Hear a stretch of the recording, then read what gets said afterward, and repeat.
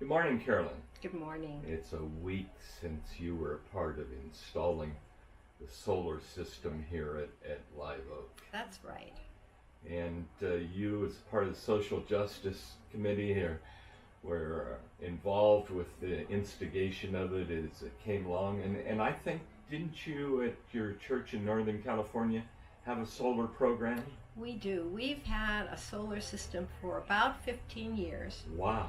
I was a personal early adopter of solar in my home, and I just fell in love with it, and so asked our fellowship, the UU Fellowship of Redwood City, if they would be interested.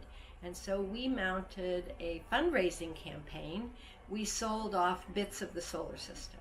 So a friend made magnets, refrigerator magnets, that said things like the inverter, a panel, some wiring, some conduit, and people donated, ostensibly buying bits of the solar system. And that's how we raised the funds for it. Cool. It was really great. So you were one of our first volunteers and one of two gals that volunteered to help put up the solar system. And I watched you and I videoed you. You'll be amazed at that. And you were such an incredible worker. Both you and Wendy were just incredible. What was it like? Had you installed one before? No, this was my first time, so I was very eager to be part of it from the ground up. So that was very exciting. But I am not a person who's afraid to go on my own roof and wash down my own personal solar system in the spring. So roofs don't scare me, and I was happy to be part of that installation. Well, and you sure looked to me like you had a lot of skills, and boy, you were just going. I watched you. You were. So you've got background in this sort of thing? No, my dad was very handy, and he had three daughters. I was the oldest.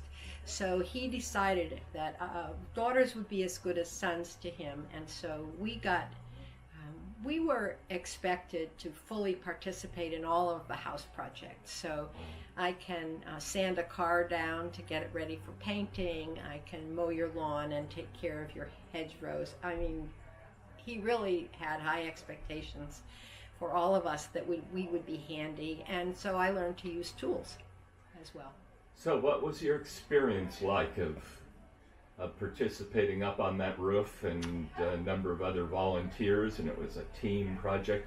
How did it go? What was it like for you? Well, it was kind of frustrating for us on the very first day because Brian, our leader, who happened to be staying at my house, so I really got to pump him for extra info. That was really great. So he got up to drill the holes to put in the holding brackets, but we first helped him locate the rafters by standing down below the roof and pointing him with a long stick, and he would move his hand left, right, until he could find where the rafters were located. And then he went up and he drilled holes, and that went fine. And then he moved further back a row, but there were no rafters there. And he drilled more holes, and there were no rafters there. So after drilling a number of pilot holes in the roof and finding no rafters, then and luckily the plans were available. So they were projected up on the screen in the sanctuary, and we could look and see that the rafters were actually running the opposite direction to what we expected to find. So we spent most of our afternoon somewhat frustrated. The morning training was great. Everybody was there for training. But in the afternoon, we spent a lot of time just sort of standing around hoping to get going.